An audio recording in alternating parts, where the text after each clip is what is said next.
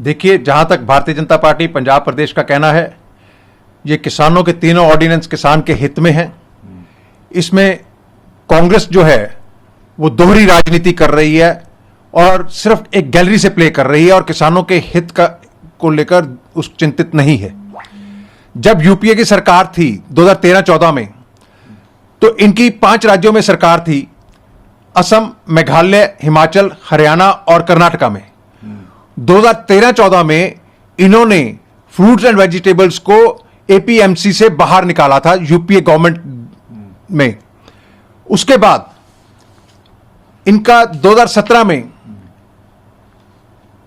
जो पंजाब के चुनाव हुए, इनके कांग्रेस के मैनिफेस्टो में था कि updation of APMC act will be done to ensure direct access of farmers to national and international market through digital technology without tinkering with MSP.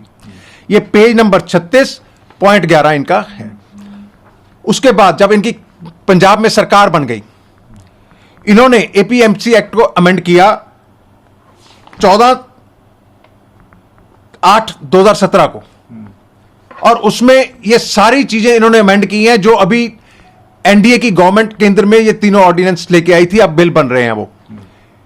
Permission of E platform, permission of direct marketing, declaration of market yards, establishment of seasonal market yards, establishment of producer and consumer market yards, तो अब establishment of private yards, ये सभी clauses जो हैं पंजाब सरकार तो already amend कर चुकी है पंजाब में ये एक्ट। तो अब जब ये उसके बाद ये 2017 हो गया, उसके बाद 2019 का कांग्रेस का जो लोकसभा के चुनाव के समय मैनिफेस्टो था, उसमें जो एग्रीकल्चर के इशू के ऊपर इन्होंने मैनिफेस्टो डिक्लेयर किया, उसमें पॉइंट 11 में ये क्या कहते हैं, Congress will repeal agriculture produce market committee act and make it trade in agriculture produce including export and interstate trade free from all restrictions. फिर पॉइंट 21 में कहती है essential commodities act 1955 belongs to age of controls. Congress promises to replace the act by enabling law then that can be invoked only in case of emergencies.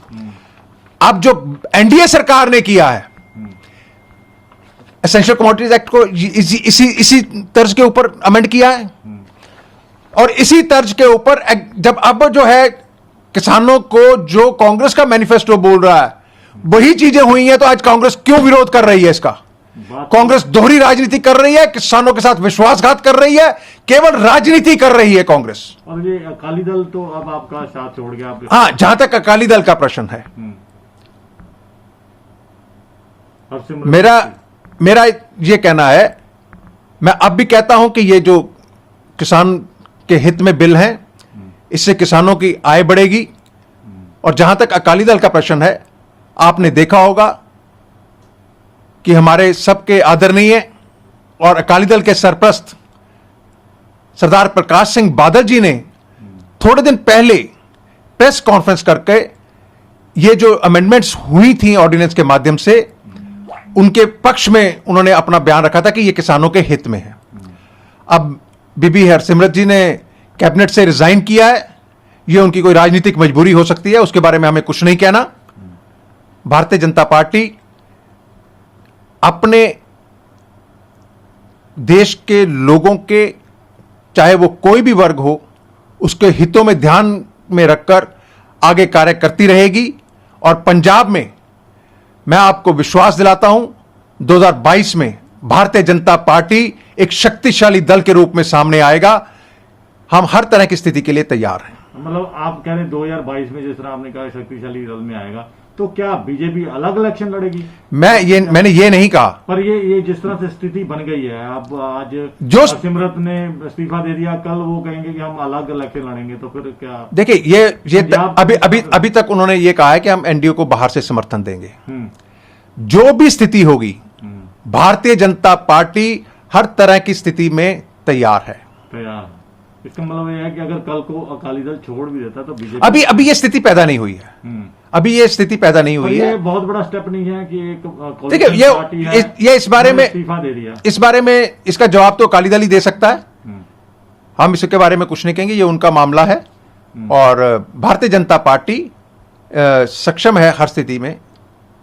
तो हम हर कीमत के ऊपर जनता के हितों की रक्षा करेंगे। मतलब अगर वो इस्तीफा देती है तो उसको किस तरह से देखती हैं आप?